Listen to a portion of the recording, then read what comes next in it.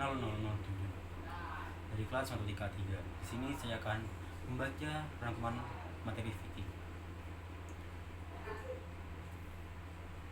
Pada masa Rasulullah, fikih mulai tumbuh dan membentuk dirinya menjelma ke alam kewujudan. Sumbernya yaitu Al-Quran, wahyu ilahi yang diturunkan untuk menjadi penunjuk dan pedoman bagi manusia sampai dengan wafatnya Nabi Muhammad SAW. Setelah itu lahirlah 4 orang imam mazhab, yaitu diantaranya mazhab Hanafi, Maliki, Syafi'i, dan Hambali. Mereka disebut mujtahid. Kehebatan mereka dalam memahami dan mengambil hukum dari Al-Quran dan hadis membuat dunia fikih saat itu berada dalam kemajuan yang menakjubkan. Ilmu fikih adalah ilmu yang sebagian besar dibahas dalam syariat Islam. Daripada ilmu lainnya, di mana ilmu fikih ini banyak membahas mengenai amalan ibadah sehari-hari seperti halnya toharoh, sholat, zakat, dan masih banyak lagi lainnya. Sejarah aliran-aliran dalam usul fikih dimulai sejak abad ke-2 Hijriah, persis pasca wafatnya Nabi Muhammad SAW. Muncul dan berkembangnya aliran-aliran dalam usul fikih ini beranjak dari konflik politik yang berkelanjutan hingga pemahaman teologi dan fikih. Oleh karena itu, khalifiyah dalam teori usul fikih adalah keniscayaan bagi umat Islam dan kaya akan ijtihadiyah. Hal ini dimulai dari kepemimpinan Abu Bakar As-Siddiq selaku pelanjut estafet kepemimpinan Nabi Muhammad SAW.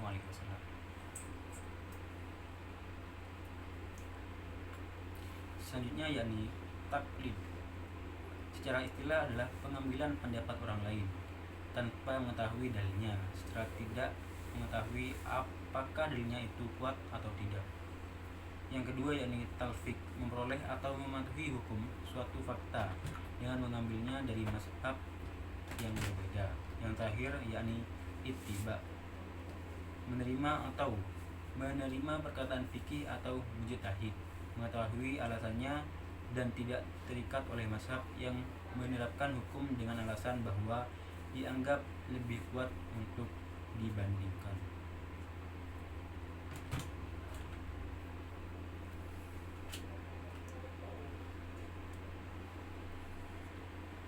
Setelah Rasulullah SAW wafat, muncul beberapa golongan yang memiliki pandangan berbeda mengenai hal dalam melaksanakan beribadah kepada Tuhan.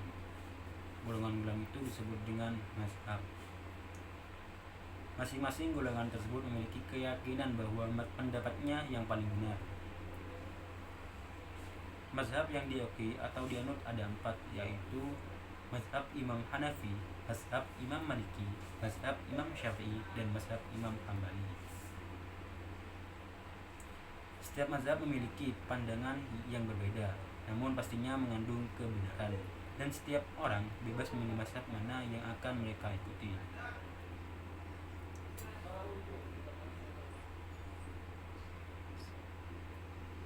Hubungan fikih dan syariat, keduanya saling keterkaitan di mana fikih akan selalu bersesuaian dengan syariat.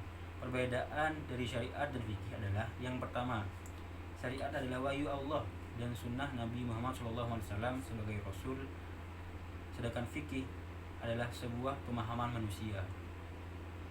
Yang kedua yakni syariat bersifat fundamental, sedangkan fikih bersifat instrumental. Yang ketiga yakni syariat berlaku adil, sedangkan fikih kurang begitu adil karena merupakan pemahaman manusia. Yang keempat yakni syariat hanya satu, sedangkan fikih banyak. Yang kelima, syariat menunjukkan konsep kesatuan dalam Islam, sedangkan fikih menunjukkan keragamannya. Selanjutnya yakni fikih merupakan produk nalar dan mujtahid.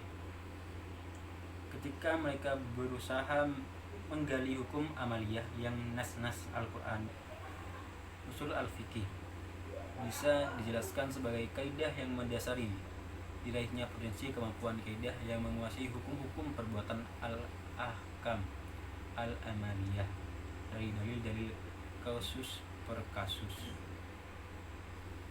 Perbedaan antara ilmu fikih dan ilmu fikih usul. Ilmu fikih adalah tentang hukum dalam hal perbuatan. Sedangkan ilmu usul fikih adalah tentang metode dan proses menemukan hukum.